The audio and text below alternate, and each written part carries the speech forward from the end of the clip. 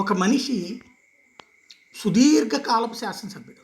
చంద్రబాబు నాయుడు గారు కుప్పం శాసనసభకి కొత్తగా ఎన్నికయ్యారా? లేదా ఆయన ఇప్పుడే ఏమన్నా కొత్త పదవుల్లోకి వచ్చారా?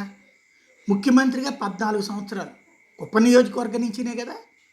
ఇప్పుడు కుప్పంని అంతర్జాతీయ స్థాయి గుర్తింపు తీసుకొస్తారంట. ఎలా అంటే 14 ఏళ్ళు ముఖ్యమంత్రిగా సాధ్యం కానటువంటి ఆయన మళ్ళీ రేపు ముఖ్యమంత్రి అయ్యాక ఈ దఫా తీసుకొస్తారు. కనీసం మున్సిపాలిటీ స్థాయి కదా, రెవెన్యూ డివిజన్ స్థాయి కూడా జగన్ వచ్చాక ఆయనే లెటర్ రాస్తే ఇచ్చినటువంటి సందర్భం చూసాం.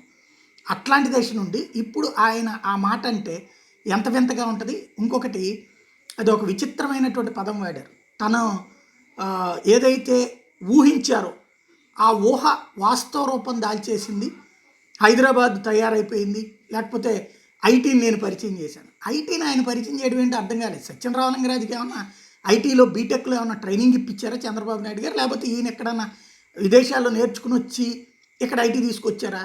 ఐటీ కంపెనీలు అప్పటికే వందలు వచ్చినాయి హైదరాబాద్లో.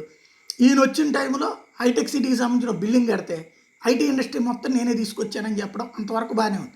మరి కుప్పానికి ఎందుకు తీసుకురాలేదు ఒక ఐటీ కంపెనీని? కుప్పంలో ఐటీ టవర్ ఎందుకు తేలేదు?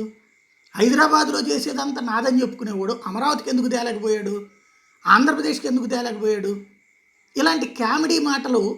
అంటే ఇంకా ఇవాళ ఏదో కొత్తగా నేను అభివృద్ధి చేస్తాను, కుప్పంకి ఇన్ని సంవత్సరాల నుంచి ముఖ్యమంత్రిగా ఉండి, ఇన్నేళ్ల పాటు ఎమ్మెల్యేగా ఉండి, ప్రతిపక్ష నాయకుడిగా ఉండి చేయలేని ఆయన ఇప్పుడు కుప్పంని అభివృద్ధి చేస్తాడు. ఒక ఆవిడ ఎవరో అడిగింది, మాకు ఊరికి బస్సు ఒకటే వస్తుందండి అని చెప్పేసి. ఇదంతా దుర్మార్గ ప్రభుత్వం, మనం వచ్చాక అంతా చేద్దాం. ఆయన ఉన్నప్పుడు పెట్టినటువంటిదే ఆ ఊరు. ఒక్క బస్సే వస్తుందంటే ఆ స్థాయి ఏంటి? ఇంకొక విచిత్రం తెలుసా?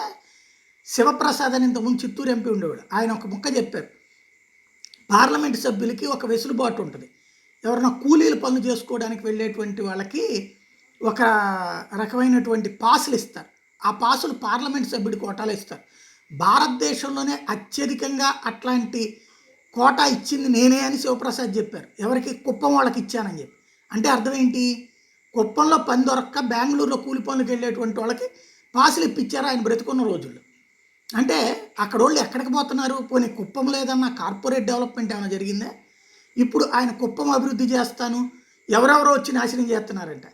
జగన్మోహన్ రెడ్డి పులివెందులో మాట్లాడతాడు, ఎవడో వచ్చి ఇక్కడ నాశనం చేస్తున్నాడని ఎప్పుడు అండవు. లేకపోతే రాజశేఖర రెడ్డి ఎప్పుడు అనగా చూడలేదు. కుప్పంలో కూర్చుని కుప్పంని నాశనం చేయడానికి ఎవరో వచ్చారు, లేకపోతే రౌడీ శక్తులు, అరాచక శక్తులు వస్తున్నాయంటే వింతగా ఉండదా?